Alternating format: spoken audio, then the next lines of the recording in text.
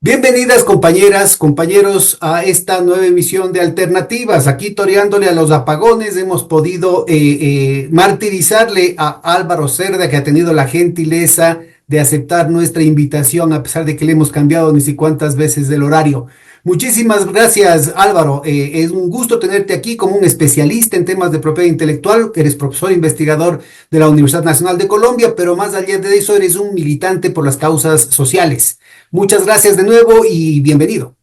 No, con todo gusto, Pedro. Muchas gracias a ti por invitarme a este espacio que yo considero tan importante para poder brindar, digamos, opciones alternativas frente a lo que es el dominio de los medios hegemónicos, de los medios tradicionales, de la gran prensa, que está matriculada dentro de una perspectiva muy de derecha, ¿no? Y en economía, pues muy ortodoxa, muy neoliberal.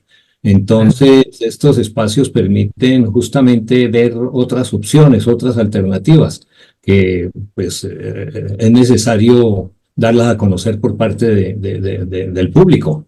Bueno, oye, y no solamente es la gran prensa, sino que controlada obviamente por los grandes monopolios de además transnacionales, sino que en general, inclusive en la propia academia, en la universidad, con excepción de algunos cursos especializados, muy poco se habla de ese tema, y si se habla de este tema, se lo hace desde una visión, como te digo, apologética, ¿no? A favor de lo que es este régimen de propiedad intelectual, a favor de las transnacionales y planteando toda una quimera respecto a la genialidad, a la invención y una cuestión así, cuando lo que se está tratando es un tema, una palanca formidable de explotación de los países, sobre todo del tercer mundo. Empecemos entonces por lo básico. ¿Por qué no nos empiezas contando de qué se trata este régimen de propiedad intelectual?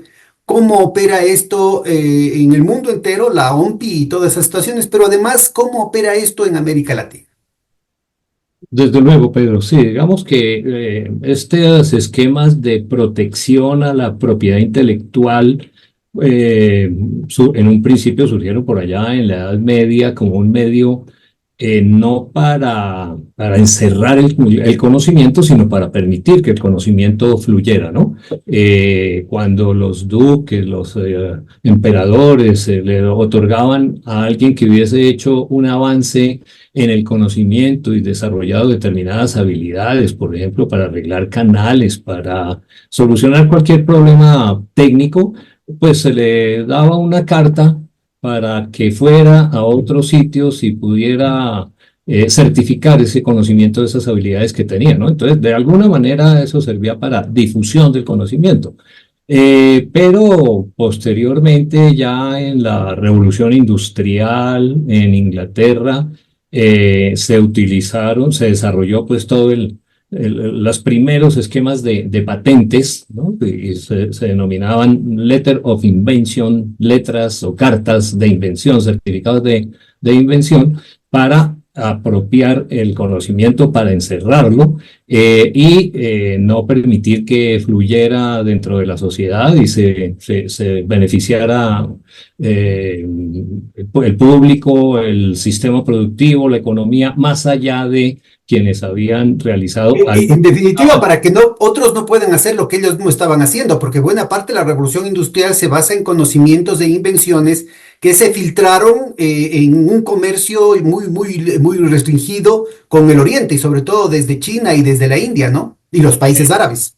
Exactamente, sí. Por ejemplo, la patente sobre la máquina de vapor que se le concedió a Watts, pues algunos historiadores y analistas del tema tecnológico han considerado que eso atrasó una cantidad de tiempo esa patente, el desarrollo de las posibilidades que tenía la tecnología del vapor, ¿no?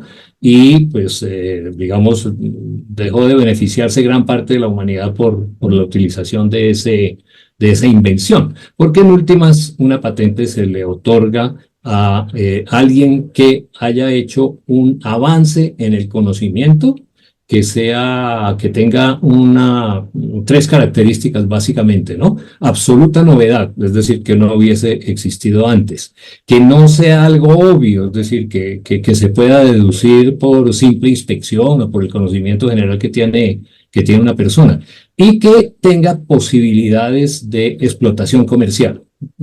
Sin esos tres requisitos, pues entonces no existe, no se le puede otorgar a alguien una patente que en últimas es el derecho monopólico a explotar económicamente, comercialmente, un determinado conocimiento, una determinada habilidad que se haya desarrollado dentro de ese marco de las tres condiciones, ¿no? Entonces, en últimas, una patente es como el encerramiento de ese común del conocimiento que debería fluir, que debería beneficiar a la mayoría de la humanidad, pero únicamente beneficia a quien sea genuinamente, o sea, a través de artilugios, como sea copiando, explorando, espiando a sus competidores, etcétera, etcétera, sea el primero en llegar a la oficina de patentes a decir, vea, yo necesito que me den el monopolio sobre esto, ¿no? Entonces, y de eso la historia está llena, ¿no?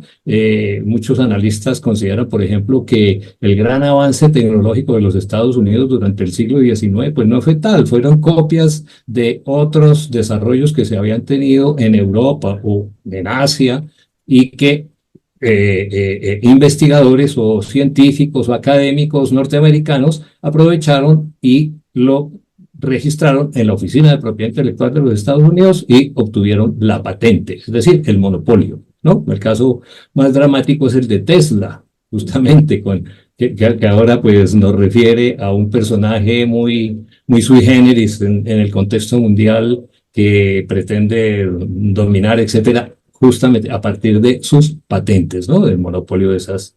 Bueno, digamos que así surgió, pero digamos que fue pasando el tiempo y desarrollándose y ampliándose el capitalismo, este instrumento de monopolio, de protección a la propiedad intelectual se fue ampliando, surgió la Organización Mundial de Propiedad Intelectual, que tiene sede en Ginebra, que es, digamos, como el organismo internacional que dicta las normas sobre todo lo relacionado con patentes y con propiedad intelectual. Ahora bien, la propiedad intelectual no es únicamente las patentes. Las patentes es un instrumento de protección a la propiedad intelectual, de encerramiento de esos comunes, ¿no? El mundo de la propiedad intelectual se divide como en tres grandes grupos. Uno, la propiedad industrial, es decir, todo lo relacionado con inventos que sean aplicables en la actividad industrial, en la actividad agrícola en general, en la actividad productiva.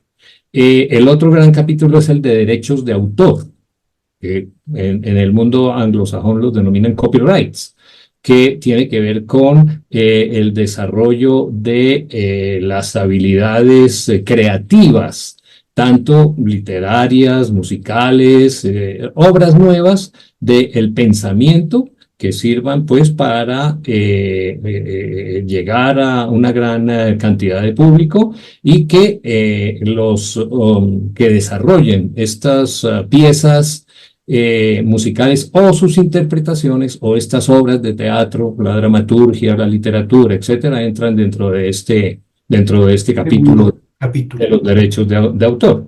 Y el tercero, el gran componente de la propiedad intelectual es el de los derechos de obtentor, que tienen que ver con la actividad agrícola o en general la actividad agropecuaria. No, básicamente agrícola, que es el desarrollo de nuevas variedades de plantas, ¿sí? Agregándoles alguna característica, modificándoles alguna característica sobre su germinación, desarrollo y propiedades organolépticas, etcétera, para no otorgar patente ni derecho de autor porque no se corresponde, no obedece a esas tres condiciones de completa novedad, pues la planta existía antes, no tiene completa novedad, o que absoluta novedad, o que sea un invento, un producto pues de la inventiva individual, pues tampoco. Entonces se creó este gran capítulo de obtentores vegetales, que tiene que ver con el desarrollo de nuevas semillas, que tiene que ver con bueno, muchas prácticas también hay. incluyendo los transgénicos, ¿no? Exactamente, incluyendo los transgénicos, en donde pues se han dado unas aberraciones tales como lo que llaman la Terminator, ¿no? Que es una semilla que Monsanto desarrolla con cierta resistencia a sus agroquímicos, de tal manera que se puedan utilizar los agroquímicos, pero en un plantío, en una plantación para eliminar las hierbas que crecen alrededor digamos, por ejemplo, de la soya, para que no ocupen espacio ni quiten posibilidades de crecimiento a la soya. Eh, pero entonces, esta semilla tiene la capacidad de ser inmune a esos agroquímicos, ¿no? Por eso es como un monstruo, ¿no? Por un lado, Monsanto vende las semillas, pero también vende los agroquímicos que posibilitan que sus semillas crezcan sin invasión de otro tipo de malezas, entre comillas, ¿cierto? Ya, Porque tenemos que entrar hay más a infección. profundidad a ese tema, pero me quedo pendiente de una frase que dijiste, esto de encerrar los comunes. Para nuestra Sí, audiencia es importante ubicarlo en su contexto, ¿no? Yo entiendo que es una traducción casi literal del inglés, ¿no? Los enclosures, de los commons, claro, claro, claro. de las tierras comunales. En el caso, por ejemplo, de Exacto. aquí de América Latina, una tradición tanto precolombina como también venida de la España visigótica, ¿no? Que era el tema de las tierras comunales, los ejidos, los cabildos. Esto de aquí Mm, fue una refuncionalización que vino muy bien, por ejemplo, al mundo andino, que vino muy bien al mundo indígena mexicano en toda nuestra América, porque se sintonizaba mucho con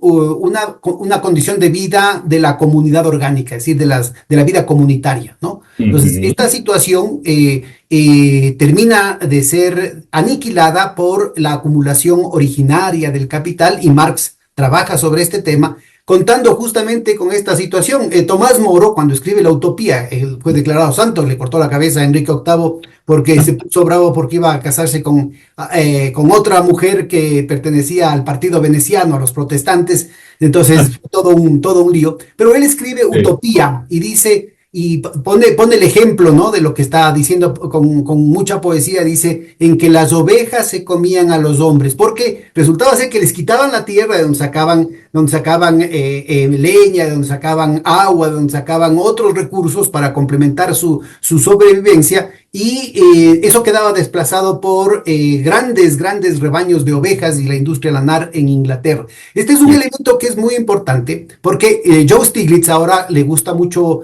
repetir una frase de Thomas Jefferson, presidente de los Estados Unidos, presidente esclavista de los Estados Unidos, por si acaso, no era ningún desde comunista, luego. que Sí, decía, ¿no? Que el problema de los comunes, de los bienes comunes, es absolutamente absurdo tratar de verlo desde el mercado, porque ¿qué sentido, qué daño me hace a mí el que yo con una candelita, tema muy importante ahora en épocas de apagones, pueda compartir mi llama con la velita que puede tener el vecino? Pues eso mm, no me está perjudicando a mí en absoluto, o sea, son no mm, rivales los bienes y por tanto el conocimiento no debería tener estas fronteras, no debería tener estos mecanismos de prohibición al resto de la gente. Cuéntanos un poquito de esto, inclusive a nivel de los premios Nobel. Sé que Elinor Armstrong fue galardonada justamente por su trabajo en esto, que está totalmente en contra del mainstream, digamos, de la economía neoclásica, ¿no? sí, exactamente.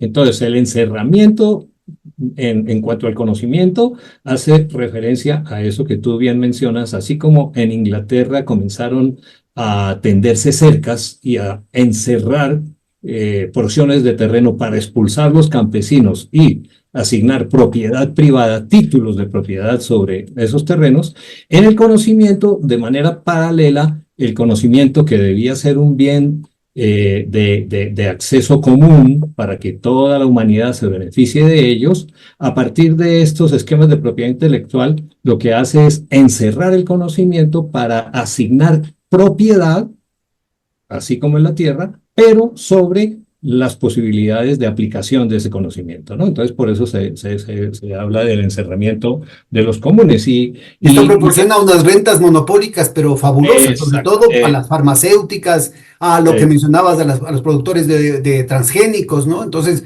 es un tema que en el caso de América Latina nos afecta directamente, sobre todo a las condiciones de vida y a las posibilidades de sobrevivencia, una vida digna de una enfermedad llevadera, digamos, en el caso de las poblaciones más vulnerables acá en nuestros países, ¿no?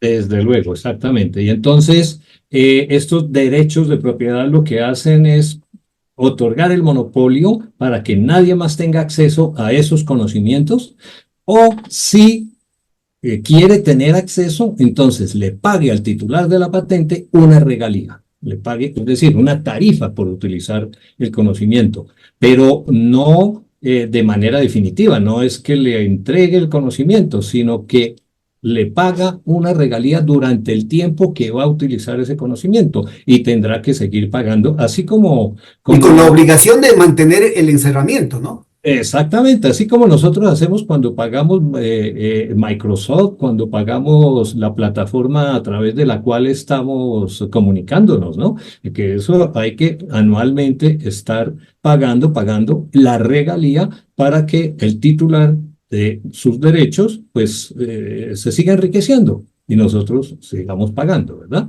Entonces, ese es, digamos, como el aspecto perverso de este tipo de instrumento desarrollado con el supuesto de que se permite que digamos, quienes reciben las regalías, quienes reciben una remuneración por la utilización del conocimiento, pues puedan invertir en la producción de más conocimiento, ¿verdad? Pero lo que vemos es que no ese es el esquema que realmente se está aplicando en todo el tema de propiedad A intelectual. ver, Porque lo que... ese es un rabito de la conversación que yo creo que es fundamental, ¿no? Es decir, se justifica este tipo de abusos, ya vamos a ver a qué grado llegan esos abusos, por el hecho de que si no hubiera el monopolio de la propiedad intelectual, si no hubiera las patentes, los inventores, los genios, ¿no es cierto?, no estarían estimulados y por tanto no producirían.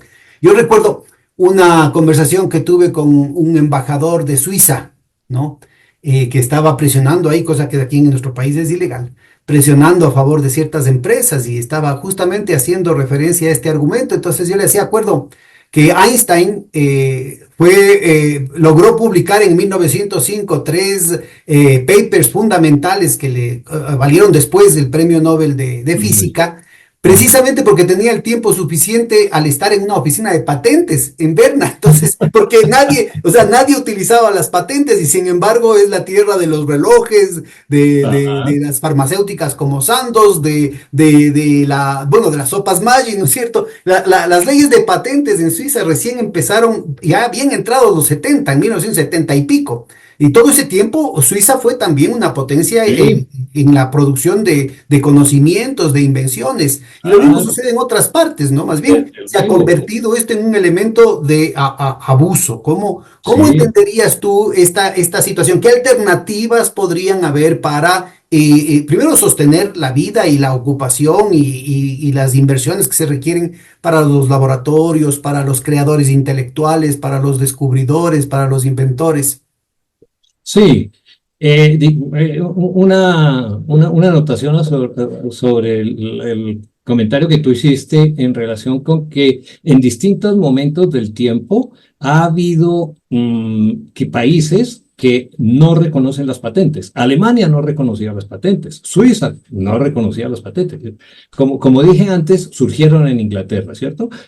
Bajo el predominio de la revolución industrial y la necesidad de utilizar, de monopolizar esos avances tecnológicos que se habían dado. Y entonces simultáneamente los países no reconocían patentes. Alemania, Suiza, los mismos Estados Unidos en sus primeros arranques, digamos, de desarrollo de un aparato productivo, pues no la reconocía. Cuando se dieron cuenta de la importancia de ese monopolio, entonces montaron su oficina de patentes y ¿qué hacían? Iban a Europa, cogían los conocimientos, los inventos los registraban en Estados Unidos y ahí sí entonces les prohibían al resto del mundo acceder a ellos, ¿cierto? Entonces, este es el tipo de perversidad de este instrumento. Y como mencionaba hace un momentito, déjame, te doy alguna bibliografía respecto a cómo la revolución industrial en Inglaterra y en general en el noroatlántico en realidad estuvo minando, es una minería, extractivismo epistemológico, dirían autores como Ramón Grossfogel, ¿no? Sí, Y sí. tienes tú estudios formidables, a Pomeranz tiene como 5 tomos, Needham y Hobbes nieto, el nieto del que escribía sobre imperialismo, tienen muy Ajá, documentado el hecho de que buena parte de esas invenciones venían de China. Hay otros estudios respecto claro. a las fuentes indias, a las fuentes persas y a las fuentes árabes. Yo creo que es muy Exactamente. importante ubicar eso porque desde esa colonización mental nos hacen creer Sí, que solamente los arios, los gringuitos, ¿no es cierto?, son los que han salvado al mundo porque son bien inteligentes, ¿no? Bueno, y sí, a no. mí me consta porque yo estuve en los Estados Unidos y sí vi guaguas chiquititos de recién nacidos que empezaban a hablar inglés, imagínate. Ajá, ajá. No, y en esa dirección los trabajos de Enrique Dussel y de Grossfogel ciertamente muestran cómo todo ese conocimiento, toda esa riqueza esa sofisticación del conocimiento que se daba en Oriente, pues Occidente y sobre todo Europa Central comenzó a apropiárselo y a partir de ahí, y bueno, toda la expoliación que hicieron de las riquezas desde América fue que el capitalismo se fortaleció y se difundió, ¿no? Ciertamente. Y, Y y- un y este extractivismo no es solamente con respecto a los pueblos de la periferia, digamos, sino que también, por ejemplo, la aspirina es del ácido acetil salicílico que viene de la corteza del sauce. del Y eso es sauce. un conocimiento ancestral de las mujeres, muchas de ellas fueron Claro, perseguidas y quemadas por brujas, sí. precisamente por ese conocimiento que tenía que ser encerrado, ese conocimiento que antes era generosamente difundido y ser parte de la economía de los cuidados, parte de los ejes de la vida comunitaria, de la vida familiar, de pronto necesitaban ser justamente encerrados para que no sean dispuestos libremente y que pasen a ser parte del monopolio de empresas como la Bayer. Cuéntanos un poquito, tú debes tener un prontuario muy interesante de la empresa Bayer. Sí, no, pues Bayer comenzó, incluso curiosamente, la cocaína era una medicina utilizada por Bayer y después trató de mejorarla con la heroína y la vendía libremente, ¿no? Hasta que, pues, obviamente, la humanidad cayó en cuenta de lo terrible, de lo adictivo Bueno, y y de la las Merck, ¿no? opciones que fue. En Argentina hasta ahora, para referirse a la cocaína, el argot es decir Merca, la Merca, La porque merca. era producida por la Merck. Exacto, exacto. ¿Y de dónde venían esos conocimientos? Pues de estos pueblos, porque ellos no tenían cultivos de coca, ¿no? ¿Cierto? Pero aplicando la tecnología y utilizando las patentes, desarrollaron estos primeros medicamentos que incluso pues causaron tanto malestar a la humanidad, ¿no? Gracias a la explotación de la propiedad intelectual. Ahora, Eh, ahí aparece un ejemplo que me parece que justamente ilustra el tema que tú mencionabas hace un momentito, cómo tienen que inventarse, decía, estos 3 pilares, ¿no es cierto? Y tienen que seguirse inventando para poder justificar legalmente e ideológicamente la monopolización de los conocimientos que deberían ser un bien común. El tema de la Ujú. propia aspirina, que en algún momento se descubrió que también podía ser bien para los enfermos cardíacos, para mejorar la Ujú. circulación y se encontraron segundas y terceras patentes, terceros usos de Usos, la misma aspirina que se aplicaciones. conocía hace cientos de años. Y de eso está lleno el universo farmacéutico, ¿no? Porque lo que se llama serendipia, que en últimas es el chiripazo, ¿no? Que están buscando algo, pero encuentran que también sirve para esto. Entonces, la patente que hay sobre el uso principal que estaban buscando, la alargan, la extienden o buscan una nueva patente para ese segundo y tercer uso, ¿no? Y sobre eso, pues hay cantidad de casos, ¿no? El ejemplo de este tónico para que salga cabello del laboratorio Option, que se llama Regain, por lo menos es el nombre comercial gringo. Inicialmente era un medicamento que estaban buscando para la hipertensión, pero se dieron cuenta de pronto por accidente que servía para que saliera cabello o que creciera cabello, o se inventaron, ¿no? Y ahí está el invento que servía para eso. Y entonces patente, comercialización y grandes ganancias. Y el caso del sildenafil, que es el famoso, la pastillita azul para la disfunción eréctil. Entonces, eso también era un medicamento que habían desarrollado para enfermedades, curar la tensión, etcétera. Encontraron que también servía para otros casos y patente. Pero También de chiripazo, tenemos que aclarar de que la chiripazo, exacto, Viagra fue descubierta de pero chiripazo. ¿Qué hay habrá casos sucedido con los pobres enfermos de tensión? no, esos que, pero hay casos que no son únicamente chiripazos, sino que es estrategia comercial de las empresas, ¿no? Inventarse nuevos usos o agregar un aditamento especial o combinarlo con otra sustancia que no modifica para nada el efecto del medicamento en sí, pero entonces si ya está por vencerse la patente, que dura 20 años, hay que tener en cuenta eso, ¿sí? Actualmente dura 20 años, en un comienzo, digamos, hasta la Organización Mundial del Comercio en el año 2000, muchos países no reconocíamos patentes o teníamos un horizonte de protección de 8 años, 10 años, 12, 17 años, ¿cierto? Pero las empresas multinacionales llegaron a la negociación de el acuerdo sobre propiedad intelectual relacionado con el comercio, que así se llama, el ATPIC o los TRIPS en la Organización Mundial del Comercio, e impusieron 20 años general para todo el mundo, con la condición de que si un país quería ser miembro de la Organización Mundial del Comercio, tenía que ceñirse a esas normas. Primero, reconocer patentes sobre producto, porque antes existía patente sobre proceso. ¿Qué quiere decir esto? Que si yo utilizo un proceso diferente, puedo sacar el mismo producto que está patentado y no hay problema, lo comercializo. Pero entonces, cuando es el producto el que está patentado, estoy absolutamente atado y no puedo comercializar lo que he desarrollado, ¿cierto? Entonces, patente sobre producto y validez homogénea para todo el mundo, 20 años. ¿Por qué 20 años? Porque se les ocurrió a las empresas multinacionales que esa era el horizonte de tiempo necesario para recuperar la inversión y obtener ganancias normales, entre comillas, ¿no? Que ya sabemos que no son normales, son Bueno, pero de extraordinarias. hecho tampoco se cumple. 20 años ya es excesivo y de hecho lo renuevan con estos racimos de nuevos Exactamente, usos, ¿no? con las nuevas, con las nuevas propiedades que le descubren, entre comillas, al producto. En medicamentos se ve mucho eso, que unen una molécula con otra y entonces ya no es únicamente acetaminofén, sino acetaminofén más fenildramina o cualquier otra cosa. Eso es un nuevo producto para ellos y con una nueva patente otros 20 años.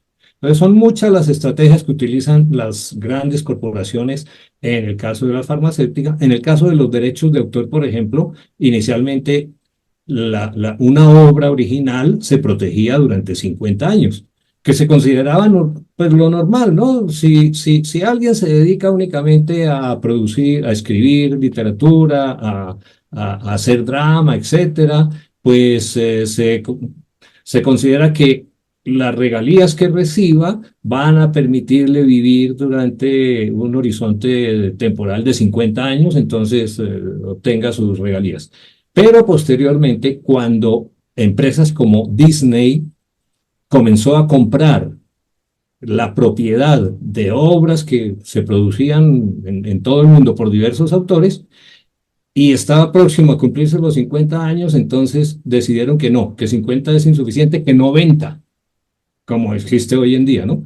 90 pues ya se murió el autor, ya se murió el fulano, ya ¿quién se va a beneficiar de eso? Pues la empresa, la gran corporación transnacional del entretenimiento que sigue explotando ese monopolio que le otorga la legislación, Es ¿cierto? de acordarse que los autores de Batman, por ejemplo, jamás recibieron una remuneración ni mínima respecto a toda el emporio comercial que se ha hecho en torno a Porque ellos, DC porque quedó en manos Comics de o las cualquiera de transnacionales. esos ya le compró todo durante el resto de su vida. Sí, exacto, exacto.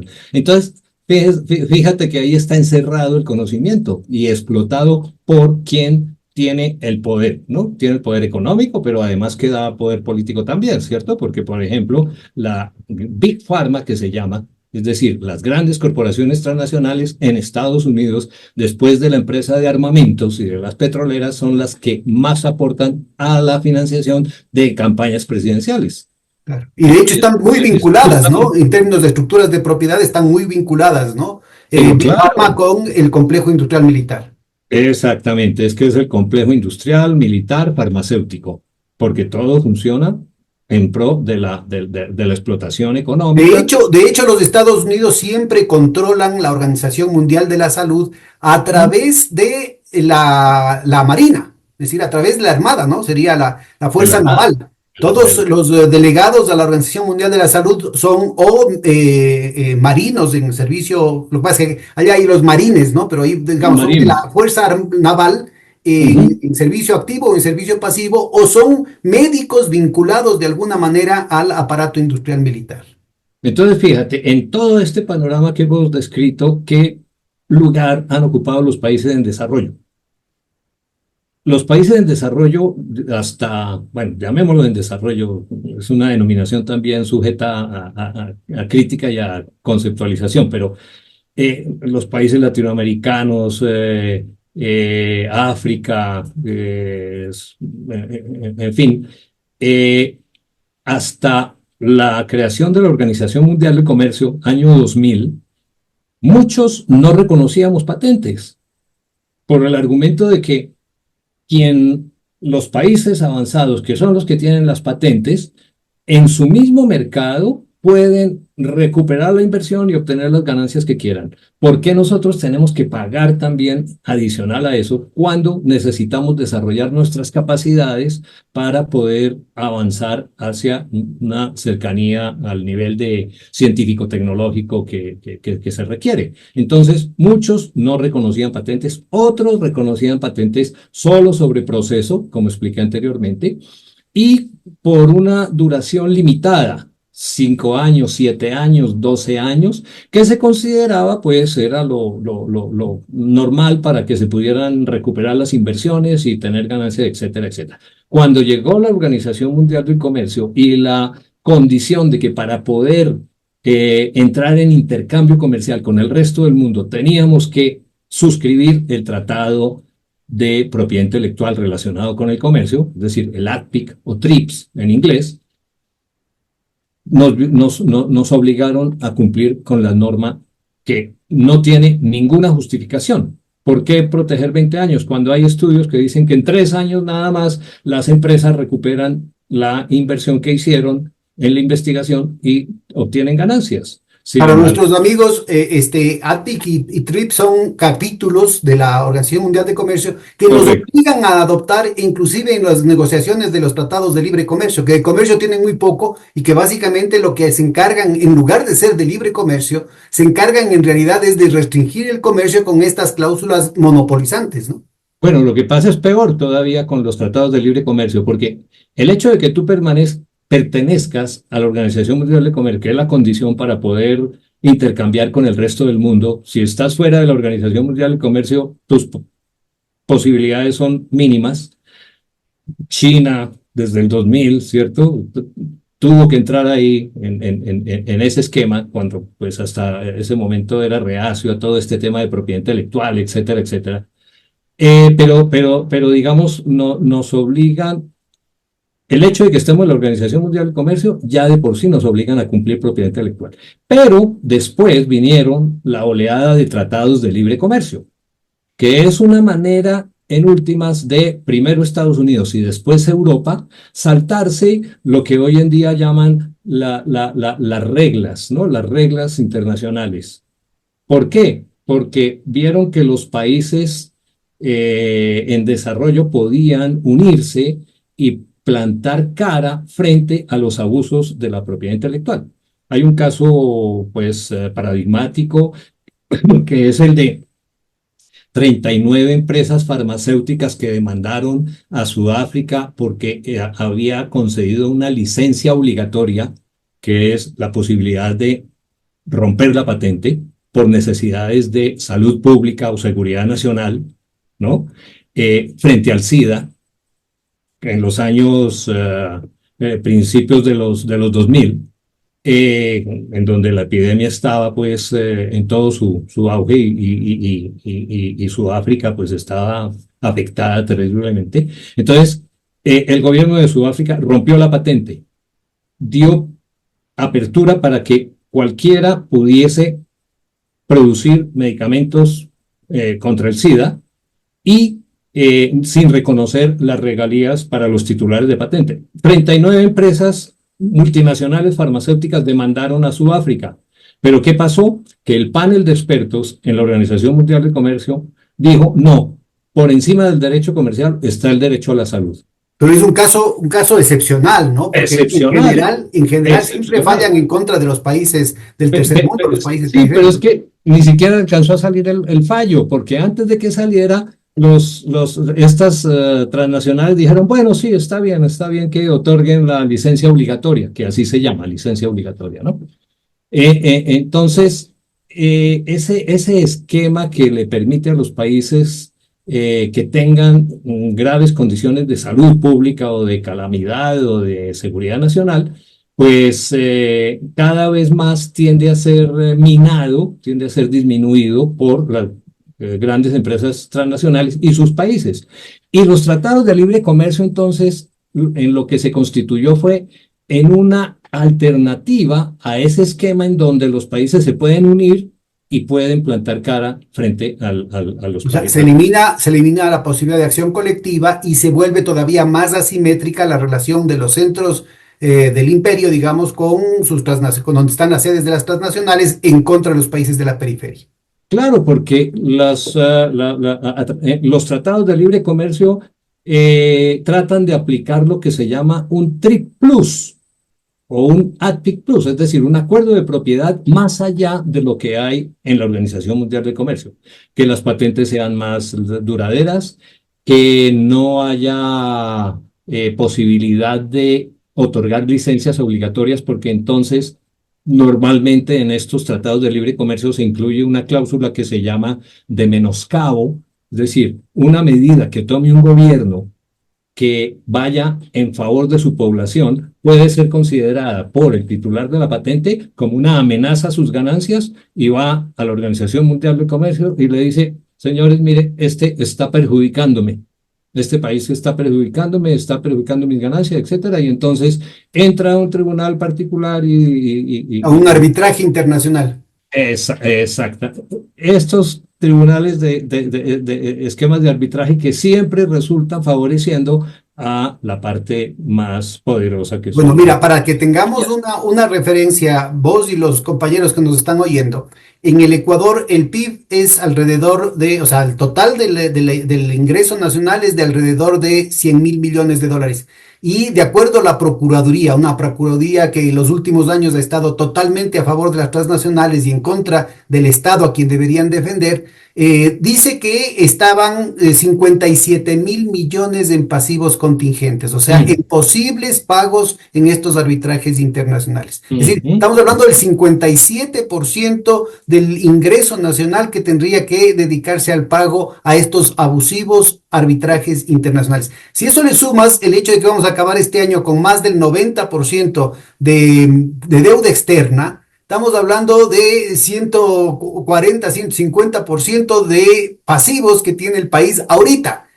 Sin que en los últimos años haya habido todo esto de aquí se dispara después de la salida de Correa, ¿no es cierto? Y no tenemos un aumento en las infraestructuras, no tenemos un aumento en las capacidades productivas, es todo un manejo rentista y predatorio por parte de las transnacionales. Exactamente, y a través de estos esquemas, por ejemplo, este tribunal internacional tan famoso, el CIADIS, que es al que van a parar todo este tipo de demandas, pues siempre falla a favor de las grandes conglomerados. Tuvimos una conversación parecida hace poco más de un mes con Javier Echaide, con el que fuimos al detalle de eso, ¿no? Ah, qué bueno, qué bueno. Sí, sí, claro, ese es.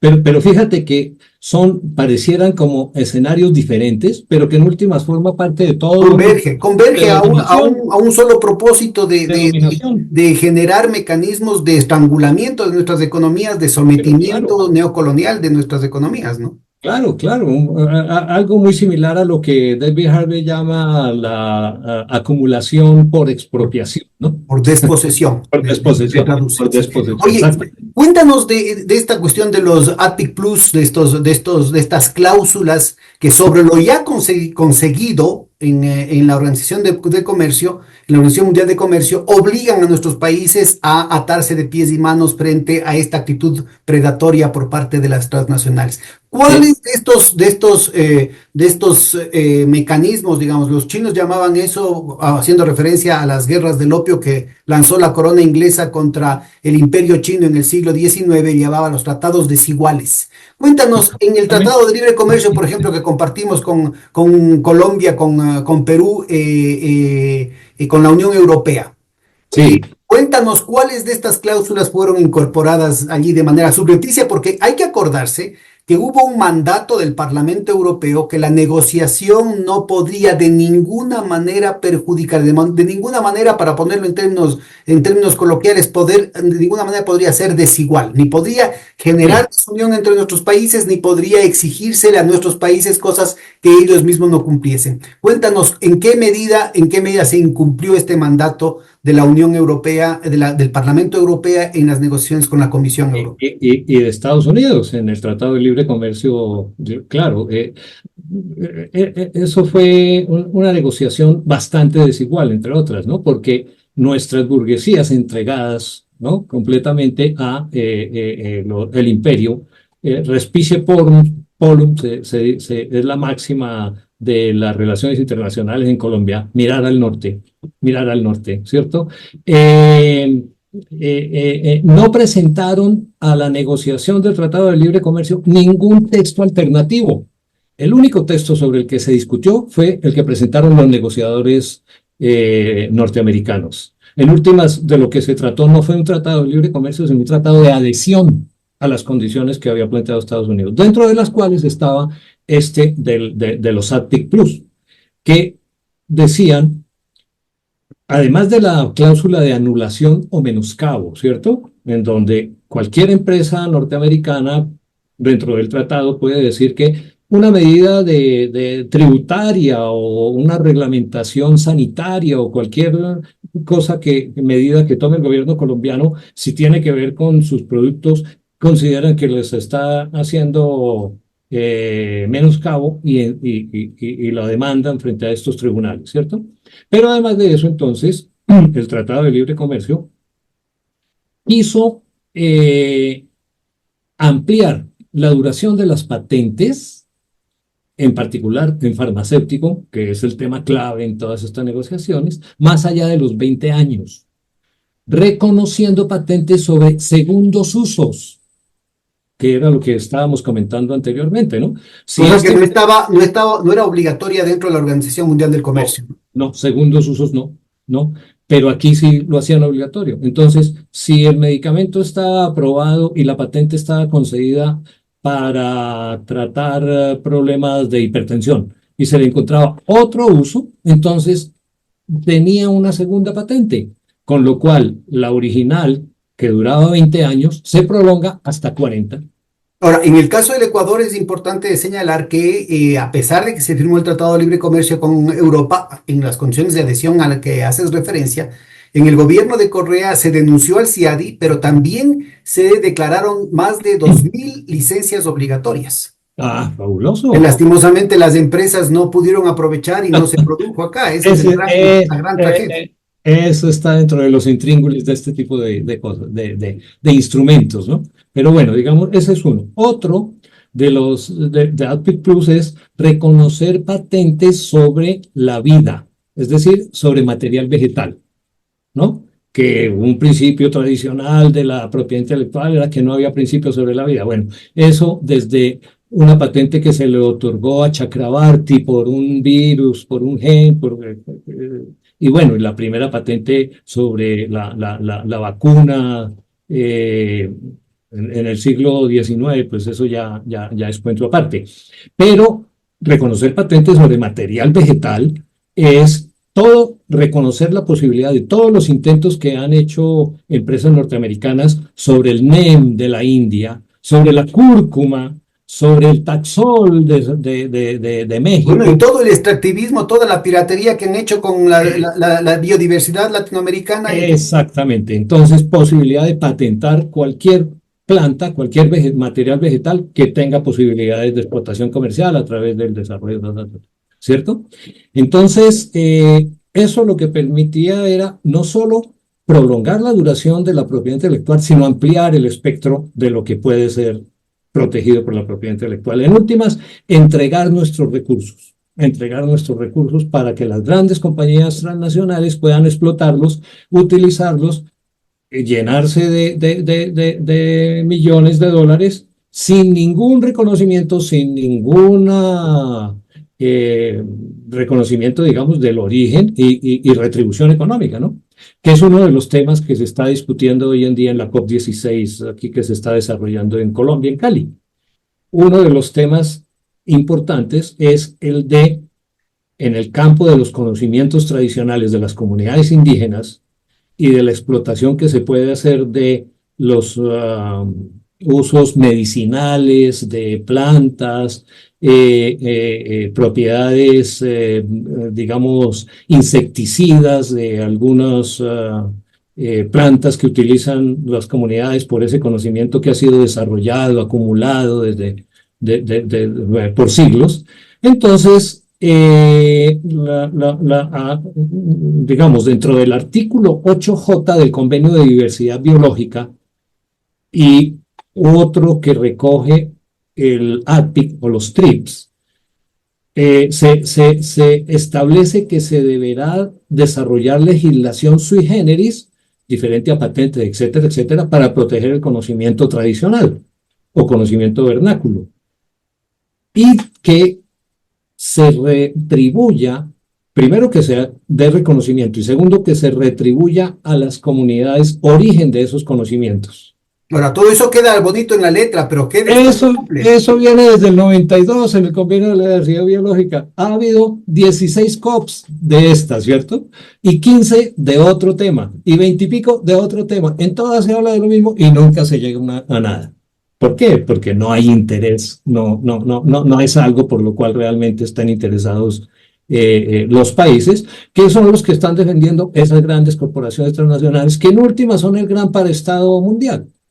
La Organización Mundial del Comercio uno puede considerarla que es el gran estado mundial, a través de la posibilidad de presionar y de reglamentar. Todo esto, es decir, el Fondo Monetario Internacional, el Banco Mundial, la Organización Mundial del Comercio, la Organización Mundial de Propiedad Intelectual, los arbitrajes internacionales, todos son parte de un Estado mundial pero que en esta ocasión, en lugar de por lo menos aparentar la igualdad, la ficción de la igualdad ante la ley, en realidad se convierten en unas cañoneras en contra de los países pobres, ¿no? Pero claro, desde luego, desde luego. Y bueno, hay muchas esperanzas con lo que se pueda lograr en la COP10, pero esas negociaciones son tortuosas, son Es demoradas. increíble la cantidad de recursos que han gastado las ONGs, muchas de ellas fundadas por National Endowment for Democracy, o sea, la CIA, Sí. que han comido el cuento a las comunidades indígenas, a movimientos ecologistas, para que estén entretenidos en este tipo de cosas, cuando en realidad los resultados son absolutamente magros. No, y digamos, algunos acuerdos a que han llegado comunidades indígenas con este tipo de empresas en el ramo farmacéutico, en el ramo de la cosmética, son pues irrisorios y hasta ridículos, ¿no? Por ejemplo, una comunidad y firmó un contrato a través del cual se le entrega el material vegetal que una transnacional de estas del campo de la cosmética Body Shop, que utiliza algunas piezas, algún material vegetal Entonces, el convenio fue que, y la retribución, ¿no? De la retribución que se habla es, yo le entrego el material para que usted desarrolle sus productos y venda sus jabones y sus resinas y champús con el nombre y el origen de el material vegetal que dentro de toda esta ola de la utilización de la naturaleza y demás, ¿no? Eh, a cambio de eso, entonces nosotros le ponemos una pista de aterrizaje de avionetas para que la comunidad se beneficie pudiendo sacar sus productos y en caso de emergencia, pues que puedan salir sus enfermos graves a ser tratados en otra parte, ¿no? Una gran ventaja. Pero la Una pista, pista que les debe costar 4 reales. Pónganos como no, ilustración, así solamente para guardar las proporciones, cómo han sido las ganancias brutales utilizando estos mecanismos de las claro, grandes, de Big Pharma, durante las grandes epidemias, en medio de una exacto. emergencia humanitaria tan brutal. Pero ¿a quién sirve realmente la construcción de esa pista de aterrizaje? A los aviones Ah, que entran también. y salen con material. Claro, son los que se van llevando, tienen una mejor Absurdo. pista para poder seguirse pirateando la biodiversidad de nuestros Absurdo, países. exactamente. Y el término justamente es ese, ¿no? Que Vandana Shiva, una gran feminista y ambientalista de la India, bautizó como biopiratería. Biopiratería. Es decir, no es la piratería que hacían los corsarios ingleses, Francis Drake y Morgan y todos ellos que eran caballeros de la corona por hacer pirata a los barcos españoles en mitad del Atlántico, sino esta piratería es la que se hace extrayendo el conocimiento de nuestras comunidades ancestral sobre las propiedades curativas, medicinales, etcétera, etcétera, de las plantas y que se llevan el material, desarrollan la molécula, la producen industrialmente, la patentan y no tenemos posibilidades de beneficio ni de retribución, ni siquiera de reconocimiento del origen de ese material, ¿cierto? Esa es la biopiratería. Bueno, Sí. y yo creo que es muy importante, te decía, a ver si nos ilustras un poquito con cómo ha funcionado este sistema de patentes en contra de los pueblos de América Latina, en general de los pueblos pobres de todo el mundo. Por ejemplo, en emergencias humanitarias que se ha querido justificar a nivel mundial en esos términos, como la H1N1, en el cual el remedio fundamental era monopolizado por Dick Cheney y Donald Rumsfeld, ¿no? Que eran Ujú. respectivamente vicepresidente de los Estados Unidos y ministro de Defensa de los Estados Unidos. Cuéntanos un poquito cómo funcionó eso y luego cuéntanos qué ha pasado con la COVID. Sí, con eso, pues básicamente estas compañías que pues sus grandes propietarios y todos los que están detrás son miembros del poder del imperio. En un principio, pues se habla mucho de la investigación y de los grandes recursos que se dedican a la investigación por parte de las empresas, pero lo que hay detrás también es una financiación del Estado, de los estados, ¿no? En el caso de los Estados Unidos, a través de los A ver, institutos este es un nacionales tema de que es salud. fundamental, subrayado y con rojo, Álvaro, porque ahí está la respuesta a lo que estábamos conversando hace un momentito. Ah, pobrecitos, los descubridores y los Ah, inventores y los laboratorios van a quedar desprotegidos. tal Todos cual, ellos reciben subvenciones estatales multimillonarias y encima de claro, eso tienen claro. estas rentas monopólicas de la tecnología y de las patentes. Claro, esta economista italiano-norteamericano que está tan de moda, Mazzucato, Mariana Mazzucato. Ariana Mazzucato, pues muestra cómo detrás de todas esas investigaciones que las empresas farmacéuticas de la comunicación, de las tecnologías de la información y comunicación muestran como un gran esfuerzo de inversión, están los fondos de los impuestos recaudados a los norteamericanos a través de la financiación del Estado en los institutos nacionales de salud, Instituto Nacional de Cáncer, todos ellos. Y en el financiamiento de las universidades, pues inclusive de las privadas de manera masiva. Exactamente. Entonces, todos estos recursos son destinados a financiar este tipo de investigaciones que en últimas, pues lo que producen son ganancias privadas, ¿no? Ganancias para estos grandes monopolios.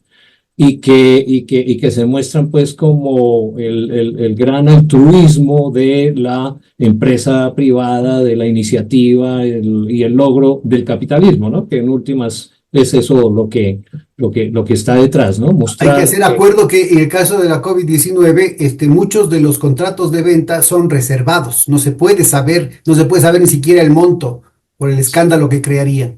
completamente absurdo, ¿no? Cuando la finalidad del Estado es la transparencia, debería ser la transparencia, cuando se están manejando recursos que vienen de los impuestos que todos pagamos. ¿Por qué tiene que ser secreto eso, verdad?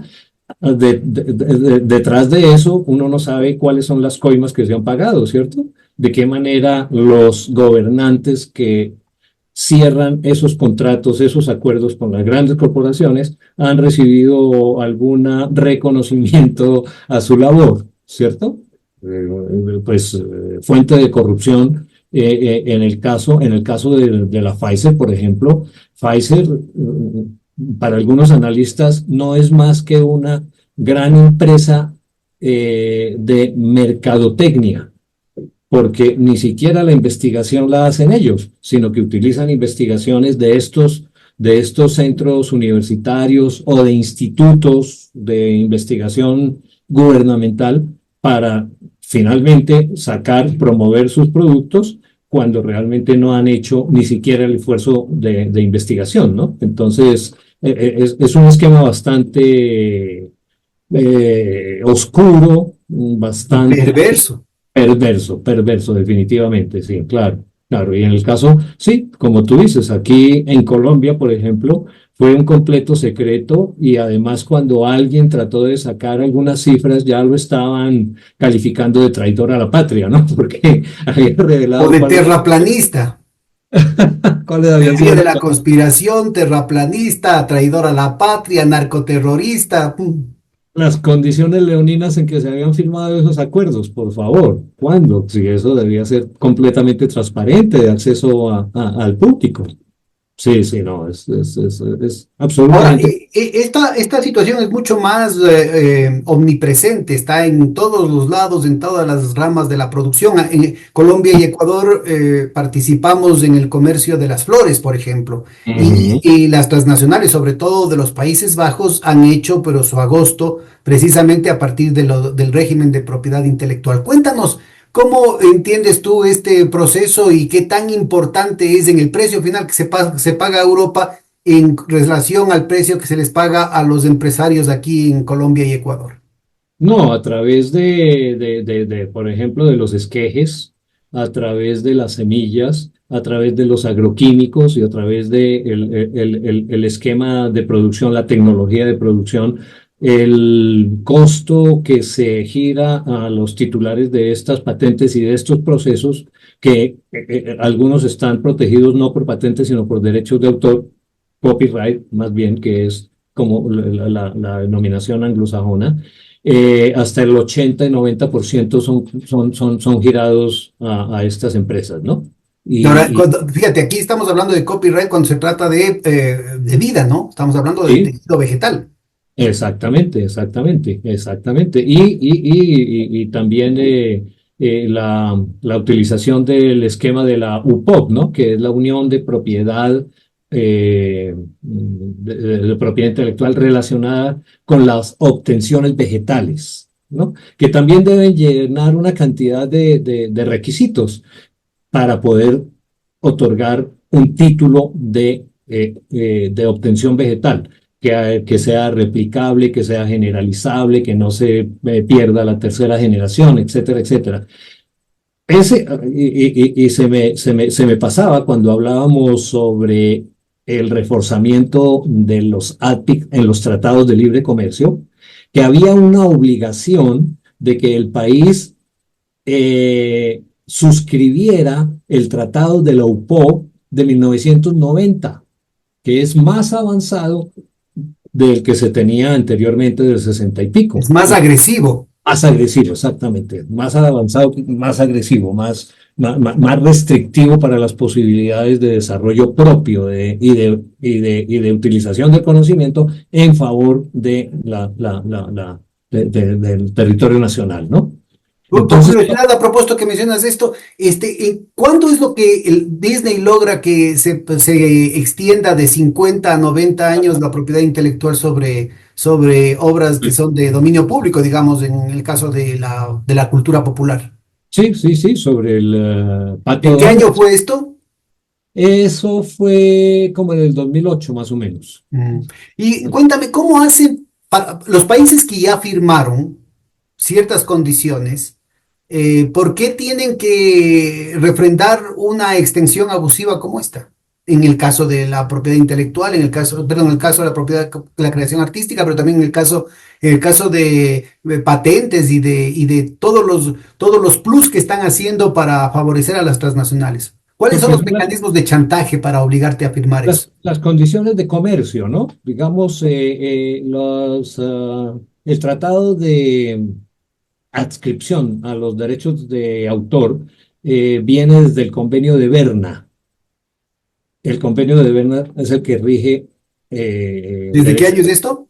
Esto es como del 69-70, mientras que el convenio de París es el que tiene que ver con propiedad industrial, es decir, con patentes, marcas, lemas, signos distintivos, todo lo que tiene que ver con la publicidad y la promoción ligada a los productos de transformación industrial, ¿no? Son los dos. Entonces, como para poder acceder a ese tipo de bienes, tenemos que estar inscritos dentro de esos convenios.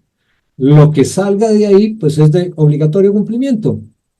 Si no quiere, bueno, entonces váyase y queda en el ostracismo total. No puede entrar en relaciones comerciales con los más macizos, etcétera, etcétera, ¿no? Es un mecanismo de presión bastante fuerte, porque quiere decir que tú quedas por fuera del circuito económico mundial. Lo mismo que pasa con la Organización Mundial de Comercio, ¿no? Que en última recoge todo esto. La Organización Mundial de Comercio es el gran paraguas que cobija todos estos acuerdos de propiedad industrial, de propiedad intelectual, etcétera, etcétera. Ahora, Eh, ¿cómo queda? Sí, sigue, por acá, digamos completa. que un país soberano que vele por un desarrollo autónomo podría muy bien salirse de estos acuerdos denunciando el tratado, ¿no? Denunciando el tratado. Por ejemplo, en el caso del Tratado de Libre Comercio con Estados Unidos, pues lo denuncia. ¿Qué quiere decir? Dice, las condiciones de ese tratado me están perjudicando en sentido grave para mi desarrollo económico, para el bienestar de la población, etcétera. Por lo tanto, lo denuncio. Hay unos plazos específicos que se tienen que cumplir para salirse. En última, lo que hace es salirse del tratado, ¿sí? U obligar a la renegociación. Pues que como fue el caso de México cuando Pero fue renegoció. para peor, ¿no? No fue para peor. Ese es el riesgo, ese Trump es fue el mucho más agresivo. cuando Gustavo Petro llegó a la presidencia, o pues en la campaña presidencial de Gustavo Petro, se habló mucho de que se iba a denunciar el Tratado de Libre Comercio con Estados Unidos. Pero, como tú dices, el riesgo que está implícito en que se denuncie y se renegocie puede ser en condiciones peores, no necesariamente en mejores condiciones que lo que se tiene, ¿no? Entonces, finalmente, este gobierno, pues, ha hablado en distintos momentos sobre alguna negociación de ajustar algunos temas, de renegociar, pero en últimas no se ha avanzado mayor cosa. Y ya con 2 años de gobierno, pues es difícil que se logre, porque estas negociaciones van más allá de 2 años, de 3, de 4. Entonces, ya difícilmente esa promesa creo que quedó incumplida. Lamentable. Ahora, mira, en el marco de las tensiones geopolíticas mundiales, del declive de la hegemonía norteamericana, lo que tienes es un incumplimiento cada vez más ostensible de los propios países centrales, incluyendo los Estados Unidos, los países de Europa Occidental, de las reglas que ellos mismos han creado y reglas que las han creado hace pocos años, es decir, en Ujú. términos de las relaciones internacionales, 20, 25 años es un tiempo cortísimo. Y Ujú. resulta ser que, por ejemplo, Trump, pero después fue el trumpismo sin Trump con Biden, ¿no es cierto? Han Sí. destruido la normativa de la Organización Mundial de Comercio sin cuidar las formas, porque antes las venían violando desde distintos resquicios legales, desde distintas argumentaciones, pero ahora lo hacen abiertamente sin el menor empacho. Y lo mismo están haciendo los países europeos al plantear una serie de mecanismos en medio de la crisis de Ucrania, por ejemplo, ¿no? Ujú. Pero también hay antecedentes, es decir, el caso del banano, también estuvimos Ecuador y Colombia en varios de los paneles. Durante 15 años, nuestros países demandaron 9 veces en Mm. respectivos paneles en la Organización Mundial de Comercio a Europa y ninguno de esos fallos fue cumplido por Europa. Finalmente Ujú. mantenían al banano como un producto rehén, ¿no es cierto?, que utilizaron para chantajearnos en las negociaciones del Tratado de Libre Comercio. Es decir, Ah, es tan evidente esta situación que yo creo que está haciendo aguas por los cuatro costados. Las ujú. negociaciones al interior de la Organización Mundial de Comercio son fallidas una y otra vez. Al menos llevamos desde la ronda Uruguay hasta acá, ha sido un fracaso tras otro. Estamos hablando de varias décadas. Recuerda que En la OMPI también, la Organización Mundial de Propiedad Intelectual, ha habido también una serie de ostensibles violaciones, ostensibles injusticias que hacen ujú, cada vez más difíciles las negociaciones y más ujú, evidente el hecho de que se tratan de dictados mandados por los Estados Unidos, por el eje angloamericano y por Europa Occidental. ¿Cómo ves ujú. vos el futuro de estas organizaciones y cuál sería la capacidad del sur ahora que aparece un polo, digamos, multinodal en torno al BRICS, ¿no? Sí, sí. Eh, pues, a ver, recuerda que cuando mencioné los tratados de libre comercio, dije que era una manera de Estados Unidos primero y la Unión Europea después saltarse las reglas de la Organización Mundial del Comercio, porque este panel de expertos y que demandó a Sudáfrica y eso declaró que primero estaba el derecho a la salud y después el derecho comercial, entonces eso ya era una amenaza frente a las posibilidades de seguir explotando las patentes en temas cruciales para la vida, etcétera, y se inventaron los tratados de libre comercio y vino toda la oleada de tratados de libre comercio que los países los pueden negociar a su arbitrio, a su acomodo, con las condiciones impuestas por el país dominante, y simplemente registrar el tratado en la Organización Mundial de Comercio. Es decir, la Organización Mundial de Comercio en última no tiene nada que ver con las condiciones que se negocian en un tratado de libre comercio, porque está el principio de que lo que haya acordado en la Organización Mundial de Comercio es la base para cualquier acuerdo que se puede hacer. Es decir, si las condiciones son como son, puede haber peores si finalmente se ponen de acuerdo y simplemente le cuentan a la Organización Mundial del Comercio, hicimos esto.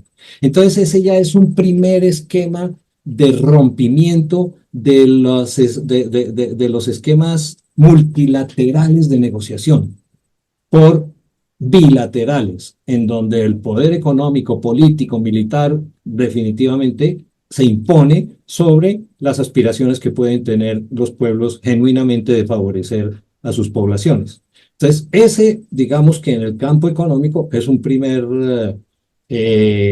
movimiento hacia el rompimiento de estas reglas internacionales de juego y de relacionamiento entre países.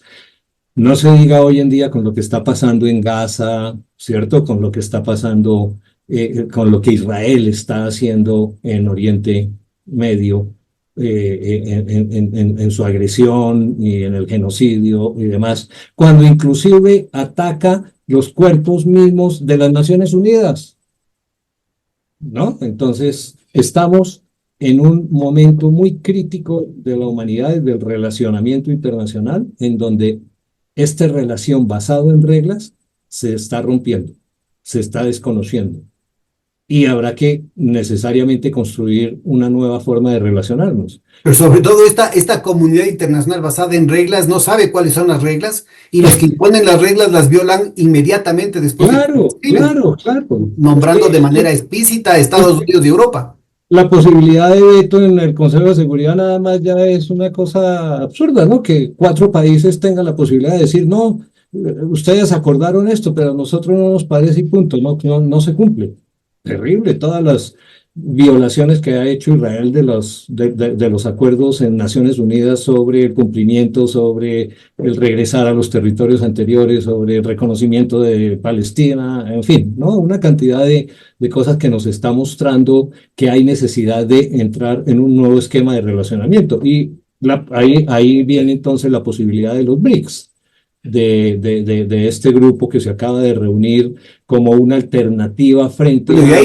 ahí aparecen China, hablabas de China, China de lo que tenía una posición más bien de alejamiento respecto a al régimen monopolista de propiedad intelectual, ahora más bien tiene el 60% más de patentes registradas año a año la última década que los Estados Unidos, por ejemplo. Es el Pero país al que mismo más tiempo, patenta.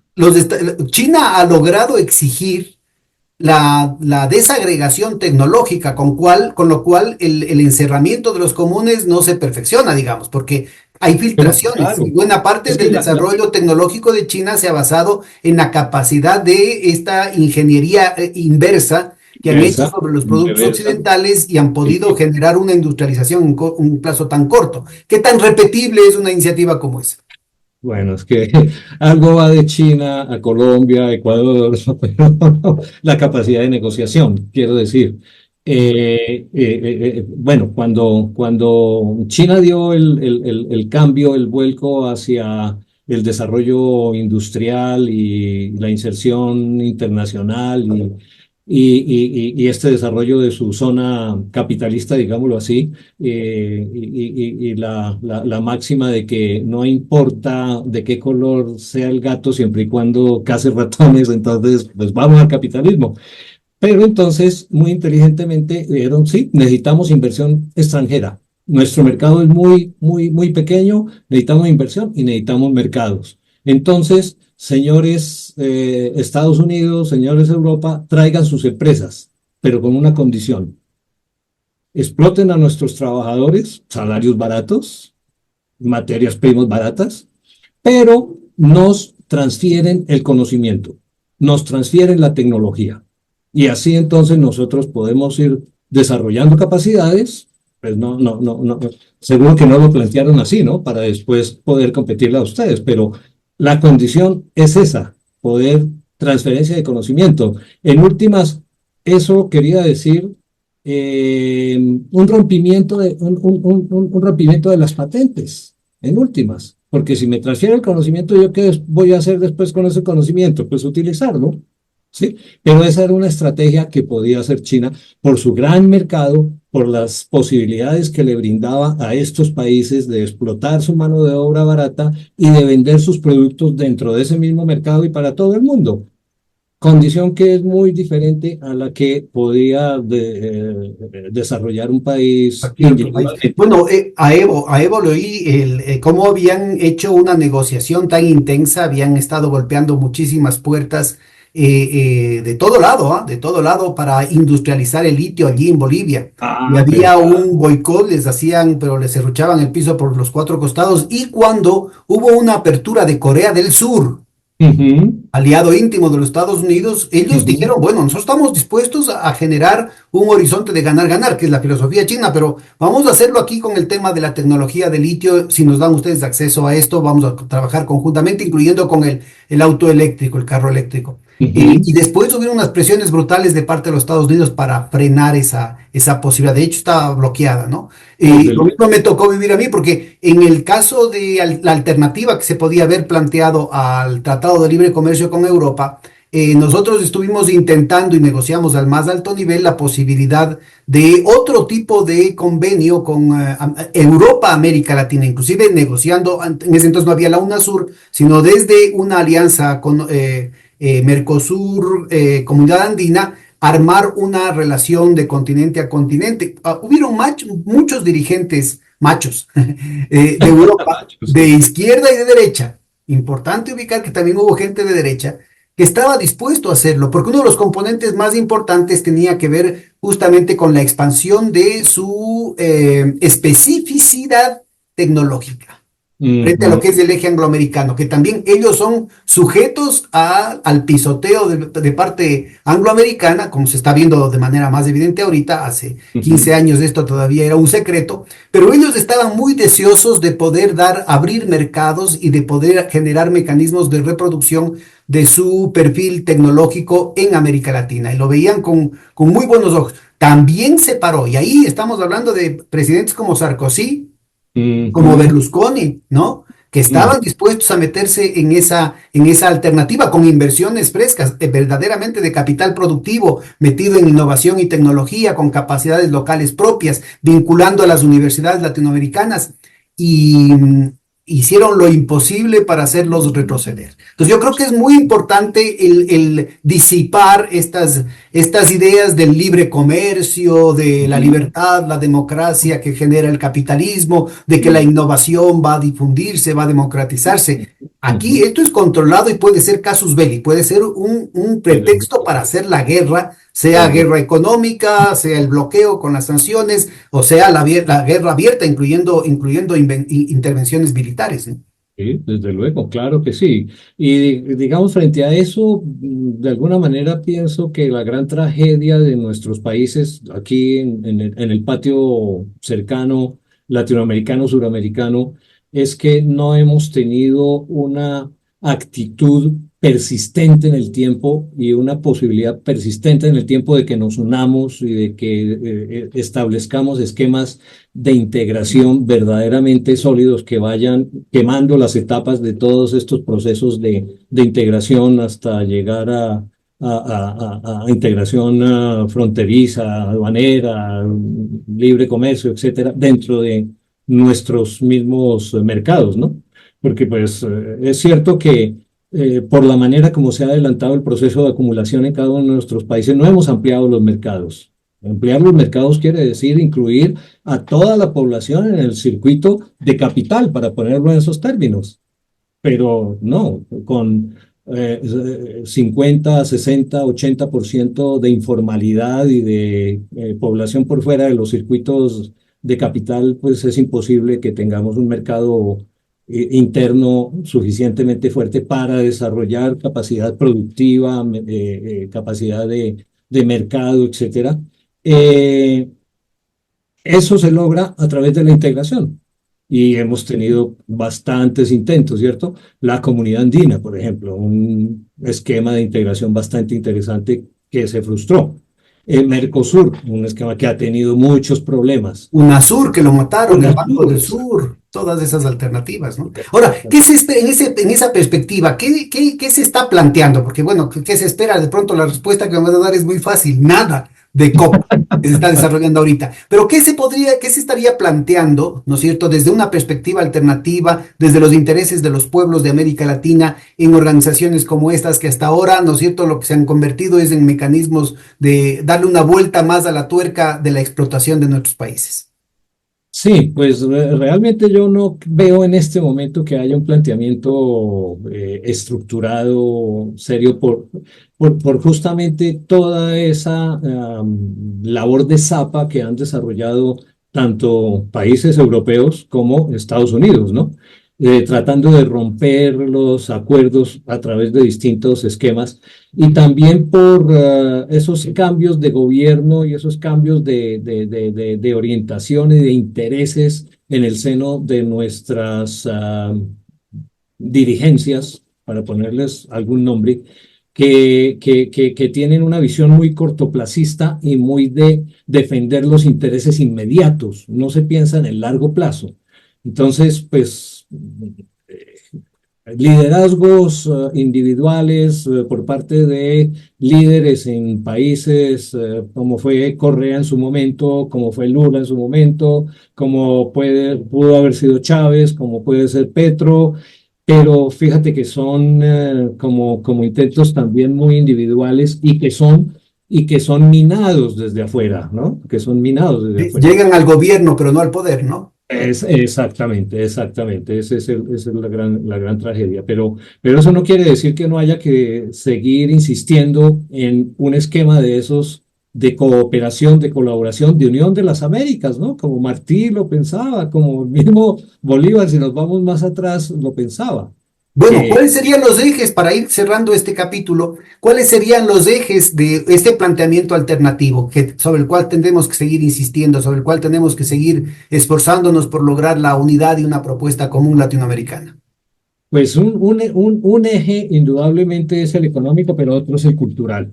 Yo creo que esa parte de trabajar sobre la concepción de que somos pueblos hermanos que venimos de una misma raíz, que tenemos un propósito común, no ha sido suficientemente desarrollado y no ha sido suficientemente inculcado en nuestra población, de tal manera que podamos tener el respaldo para que dirigencias que puedan surgir lleven a cabo ese propósito, ¿no? El cultural es fundamental. El económico, a través de estos esquemas de cooperación, en ampliación de mercados, en utilización de tecnologías, por ejemplo, ¿verdad? Comunes. El de llamar también al escenario a nuestras comunidades tradicionales, ¿no? Esto es fundamental, es importante, considero yo. Un Eh, diálogo de saberes en el que pueda ser validado y desarrollado lo que Exactamente. han sido los conocimientos ancestrales, ¿no? Con la creación de una ciencia propia, Claro. ciencia autóctona. Pero Es- que no sea para darles haciendo el trabajito a las transnacionales gringas, ¿no? Porque resulta ser que aquí nos esforzamos en publicar en los papers para el interés y las prioridades que necesitan las transnacionales europeas y norteamericanas, ¿no? Exactamente, es que nosotros, es ese legado de la dependencia y ese respice polum, que mirar siempre al norte, nos ha introducido o nos ha impedido más bien mirarnos a nosotros mismos y considerar que tenemos capacidad de construir una ciencia autóctona, una ciencia propia para nuestras necesidades y no las necesidades del primer mundo o digamos, del imperio mundial, ¿no? Eh, eh, eh, Recogiendo, remitiéndonos a esos conocimientos ancestrales, a esos saberes, tanto en el campo de la medicina, en el campo de la agricultura, en el campo del cuidado, en una cantidad de frentes en los cuales podemos, sin lugar a dudas, sacar adelante un esquema de ciencia que sea aplicable a nuestras condiciones, con nuestras posibilidades, y que realmente logre avanzar, ¿no? No para quedarnos, pues, porque la respuesta normal de muchas partes es que, es que ustedes están pensando volver otra vez al A la pasado. época de las No, cavernas. exacto, sí, no, no, por favor, no se trata de eso, se trata de dar el reconocimiento y el mérito y poder, digamos, articular todos estos saberes en torno a un proyecto regional que permita avanzar hacia la solución de nuestros problemas en distintos campos. Muchas gracias, Álvaro. Innovación, ciencia, tecnología en el marco de un diálogo de saberes, en el marco y en la perspectiva de lo nacional, de lo popular, de la unidad de nuestros pueblos. Muchísimas gracias de Bien, nuevo. Yo creo que ha bien. sido una conversación muy interesante. Dejas planteados temas fundamentales que ojalá podamos contar otro rato con tu presencia para seguirlos profundizando. Cuando Muchísimas quieras, gracias y con hasta la mucho gusto, próxima. te agradezco mucho esta invitación. A las órdenes, hombre. Que pases muy Hasta bien. luego. Hasta luego.